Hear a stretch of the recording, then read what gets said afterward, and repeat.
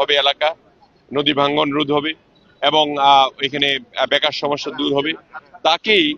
তারা নির্বাচিত করবে। তারা বিশ্বাস করে যে বিগত দিনে যেহেতু আমি এমপি ছিলাম